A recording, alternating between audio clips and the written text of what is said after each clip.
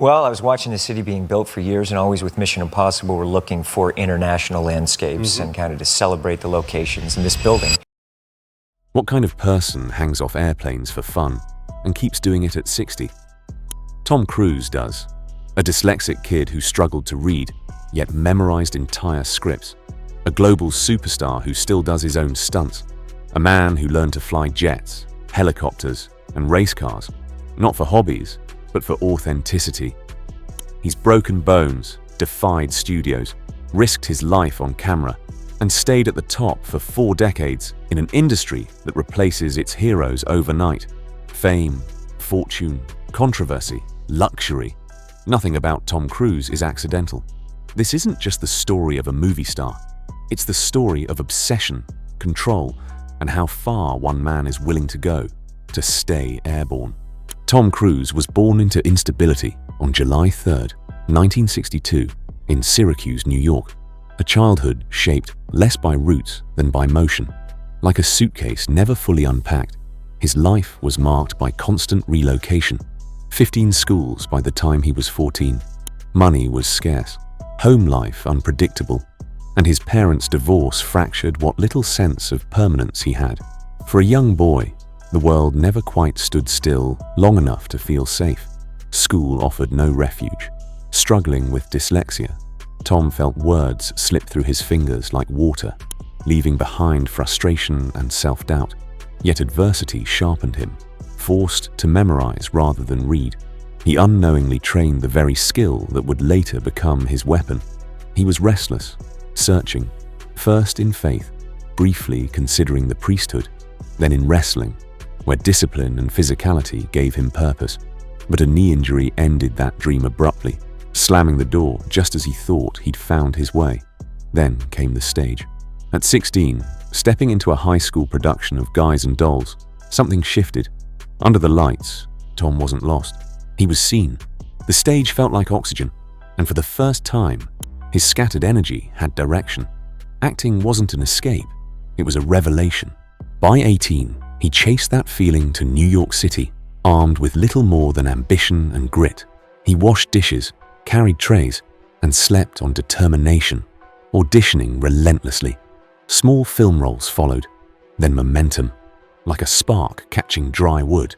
By the time Risky Business arrived, Tom Cruise wasn't just another hopeful actor. He was a force in motion, forged by chaos, driven by hunger, and ready to outrun anything that tried to hold him back. Tom Cruise didn't climb Hollywood. He launched himself into it, fast and fearless. In the early 1980s, small roles in Endless Love and Taps hinted at promise. But Risky Business cracked the door wide open. That sock-sliding confidence wasn't just charm, it was a declaration. A star had stepped into the room, and he wasn't asking for permission. Then came Top Gun. With Maverick's flight jacket and reckless grin, Cruise shot into the stratosphere, becoming the face of a new kind of leading man. But instead of coasting, he pivoted, diving headfirst into complexity. Films like Born on the 4th of July, Rain Man, and Jerry Maguire revealed depth beneath the dazzle, earning him 3 Golden Globes and multiple Academy Award nominations. Each role felt like a high-wire act, no net, no retreat, performed with total commitment. As the industry evolved, so did Cruise. He didn't just star in films, he built them. With Mission Impossible, he became both architect and engine of a global franchise, redefining action cinema with stunts that played out like controlled explosions. Real, relentless, unforgettable. The box office followed. Billions worldwide. Decades of dominance. Then, just when nostalgia could have softened him, Top Gun, Maverick proved otherwise. The film roared across theaters like a victory lap taken at full throttle, earning critical acclaim, massive global revenue, and industry recognition as both actor and producer. Honors followed. Cannes, the BFI, the US Navy, culminating in an honorary Academy Award, a salute to a career forged by risk. Cruise's personal life has unfolded like a parallel film, intimate yet spectacular, passionate yet elusive. From the beginning, love entered his life the way fame did, suddenly, intensely, and under bright lights. As a young actor still chasing stability, his early romances were brief sparks, fleeting connections that hinted at a man hungry not just for success, but for belonging. As his star rose, so did the scale of his relationships. In the late 1980s, marriage arrived with actress Mimi Rogers, ushering in not only companionship, but a pivotal spiritual shift. Through her, Cruise was introduced to Scientology, a belief system that would later become inseparable from his public and private identity. Their union ended quietly, like the closing of a chapter written to prepare him for something larger. That something arrived in the form of Nicole Kidman. Meeting on the set of Days of Thunder, their connection ignited instantly. Two stars colliding at full speed. Married on Christmas Eve, they became Hollywood royalty, dazzling on red carpets while building a family away from the cameras. Yet beneath the glamour, pressures mounted. Careers diverged, worlds grew complicated, and after 11 years, the marriage ended, leaving behind both shared history and lingering questions. What followed was a period of motion, both emotional and literal. Cruise found companionship with Penelope Cruz, a relationship marked by privacy and quiet intensity, a contrast to the spectacle that often followed him. But it was his romance with Katie Holmes that played out like a modern fairy tale. Public declarations, a lavish Italian wedding, and the birth of his daughter Suri. For a moment he seemed anchored, softened by fatherhood. Then, just as abruptly, the story fractured.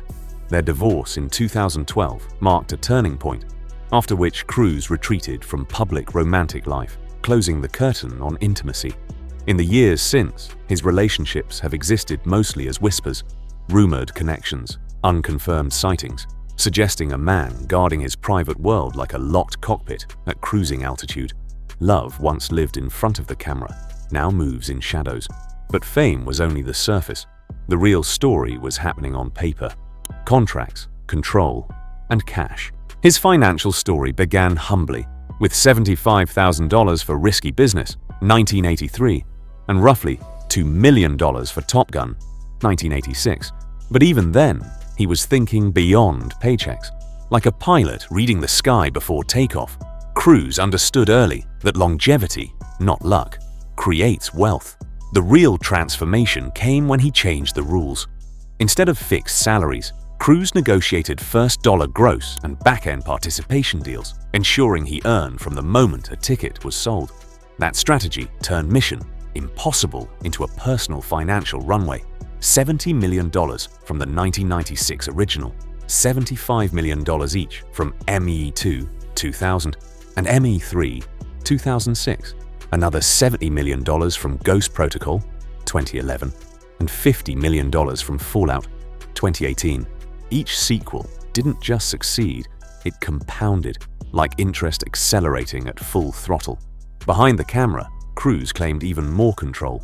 In 1993, he co-founded Cruise/Wagner Productions, stepping into ownership and profit participation.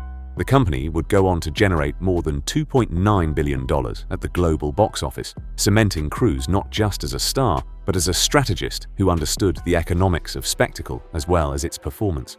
Endorsements followed not through noise, but inevitability. Top Gun sent Ray-Ban Aviator sales soaring. Mission Impossible aligned him with BMW Oakley and elite watchmakers like Omega and Breitling. Even skincare felt the impact.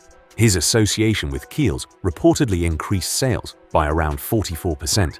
Cruise didn't advertise, he validated, and markets responded.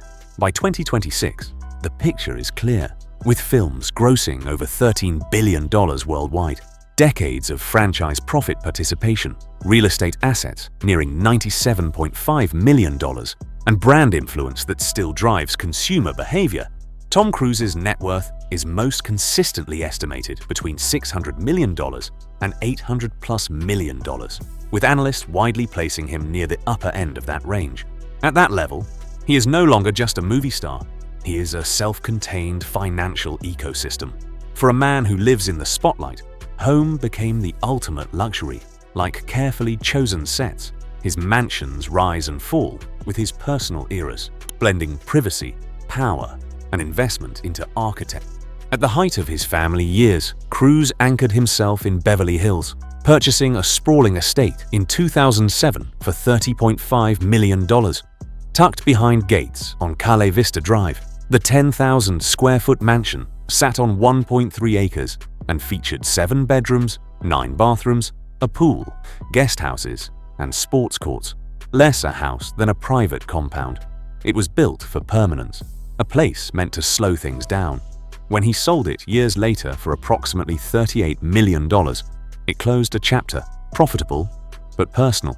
Privacy, however, has always been his currency. Above Mulholland Drive, Cruise maintained a Hollywood Hills compound, hidden like a secret passageway off the city's spine. Initially listed for $13 million, the property eventually sold for $11.4 million, spread across 2.5 acres, with a main residence and a 4-bedroom guest house. It felt deliberately unreachable. Long driveways, layered security, European finishes. It wasn't meant to impress, it was meant to disappear. When escape meant distance, Cruise went big. In Telluride, Colorado, he owned a 320-acre ranch, purchased in the 1990s and designed like a modern fortress. The 10,000 square foot cedar and stone home sat behind a mile-long private drive, surrounded by mountains and silence. Originally listed as high as $59 million, the property ultimately sold in 2021 for $39.5 million. It was isolation by design, wide open, controlled, and completely off-grid, like stepping out of the frame entirely. Later, his lifestyle shifted upward, literally. In 2017, Cruise acquired a 2-story penthouse in Clearwater, Florida, purchasing it for $9.58 million, with an additional $1.475 million spent on adjoining units. Spanning more than 20,800 square feet, the residence functions like a vertical mansion, complete with a private car elevator, infinity pool, gym, screening room, and even a flight simulator. Less a home than a command center, it sits steps from Scientology's global headquarters, aligning location with belief and control. You can tell a lot about a man by what he drives. For a man addicted to momentum, vehicles are not accessories. They're extensions of instinct. Each one tells a story, not just of wealth, but of speed, control, and the need to stay one step ahead. Like a runner who never quite lets the ground catch up. At the top of his automotive hierarchy sits the Bugatti Veyron, a machine that borders on myth. Priced at $1.85 million, it's not merely fast, it's explosive, powered by over 1,000 horsepower and built for extremes. Cruise famously arrived at premieres in it, wrestling with its doors like a scene straight out of a film. The moment captured his essence perfectly. Immense power, slightly chaotic, impossible to ignore. Where the Bugatti screams excess, his Porsche 911s whisper precision, valued at around $112,000 for a Carrera and roughly $67,300 for a 993 model. These cars are surgical, tight, controlled, timeless.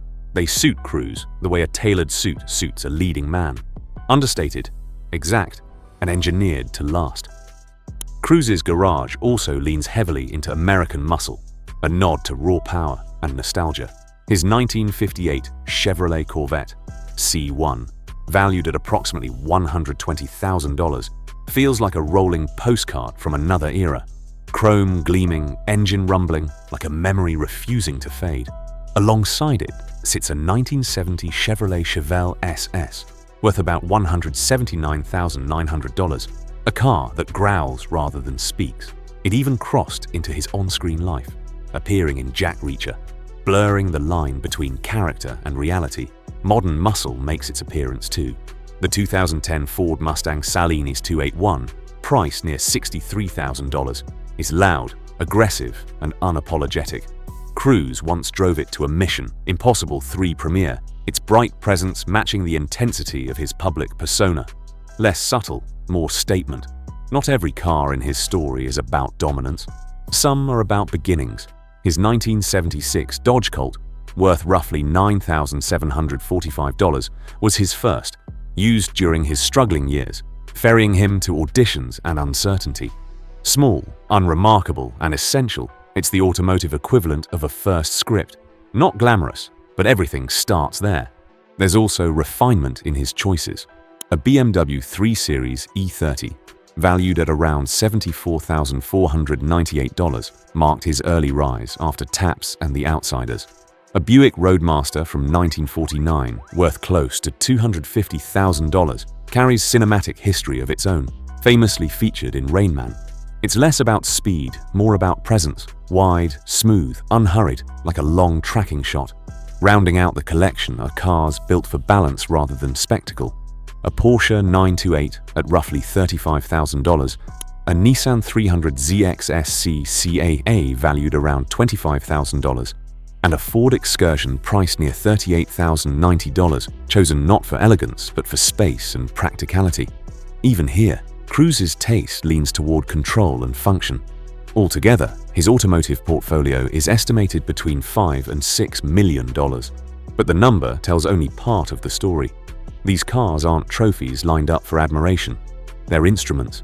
Each one reflects a phase, a mood, a velocity. If his homes are where Tom Cruise disappears, his cars are where he moves. Fast, deliberate, and always forward, like a man who never learned how to stand still. For Tom Cruise, luxury isn't about excess, it's about precision. Beyond houses, cars, and businesses, his spending mirrors his career mindset. Performance over flash, control over comfort. Nothing is collected casually, everything is chosen like equipment for a mission. That philosophy begins with time. His watch collection favors engineering over spectacle. From the Porsche Design Chronograph 1, approximately $9,650, worn by Maverick, to elite Rolex pieces, a $20,000 day date, $10,000 to $15,000 date just, $30,000 to $45,000 GMT Master 2 Pepsi, and a meteorite dial Daytona worth up to $120,000. Add a Vacheron Constantin Perpetual Calendar Ultra Thin at roughly $102,000, and the message is clear. Time, like motion, must be mastered. These watches don't shout. They hum quietly, like engines at altitude. When the ground isn't fast enough, Cruise goes airborne. His Gulfstream 4 SP, valued at about $20 million, serves as a flying headquarters, capable of crossing continents at near Mach 0.85. Even its $1.8 million annual operating cost reflects his belief that speed and control are worth paying for. For balance, he turns to the sea. Cruise commissioned a 108-foot Nautor Swan sailing yacht, valued between $21 million and $30+ million. Built from carbon fiber and engineered for performance, its luxury sharpened into purpose. Personally overseen, hands-on, uncompromising, his love of flight goes further. A licensed helicopter pilot, Cruise often flies himself. While models remain private, helicopters of this class typically cost several $1 million, reinforcing a pattern. He doesn't outsource control. He takes it. Luxury also defines how he gives. His gestures are famously grand. A $2.5 million diamond engagement ring for Katie Holmes, and for those close to him, bespoke jewelry. Rare diamonds reportedly worth around $1 million. Custom fragrances, private chefs, and curated experiences. These aren't gifts, they're statements. Even rest is engineered. Cruise has chartered ultra-luxury super yachts valued around $45 million, turning downtime into total privacy and precision comfort. Tom Cruise's image has always been controlled, almost cinematic, but controversy has followed him like a second shadow. Where others retreat, he often leaned in, driven by conviction as much as confidence. The longest-running flashpoint has been Scientology. Introduced in the late 1980s, Cruise became its most visible defender, speaking with near-missionary intensity. The backlash was immediate and lasting. Over time, his tone shifted. Fewer public defenses, more silence, suggesting not retreat, but strategy. Then came 2005, the year restraint gave way to spectacle. On Oprah, Cruise leapt onto a couch, proclaiming his love for Katie Holmes in a burst of unfiltered emotion that looped endlessly through pop culture. Weeks later, he reignited outrage by criticizing Brooke Shields for using antidepressants postpartum depression. The response was swift and brutal. Cruise later apologized, briefly, pointedly. His appetite for risk spilled off screen too. In a late-night interview, he casually described cutting oxygen to a passenger mid-flight, laughing as if danger were just another anecdote. It reinforced a growing idea. Cruise didn't flirt with adrenaline. He lived inside it. That intensity resurfaced in 2020 when leaked audio captured him erupting at crew members over COVID violations on a Mission Impossible set. To some, it sounded unhinged. To others, it was a leader under pressure, refusing to let everything collapse. From hidden mansions to roaring engines, private jets to precision luxury, Tom Cruise's life isn't about excess. It's about control. Everything he owns serves a purpose: to move faster, fly higher, and stay untouchable. This isn't just luxury. It's a lifestyle built at full throttle. If you enjoyed this deep dive, subscribe, and tell us who you want next, because some legends don't slow down. They just shift gears.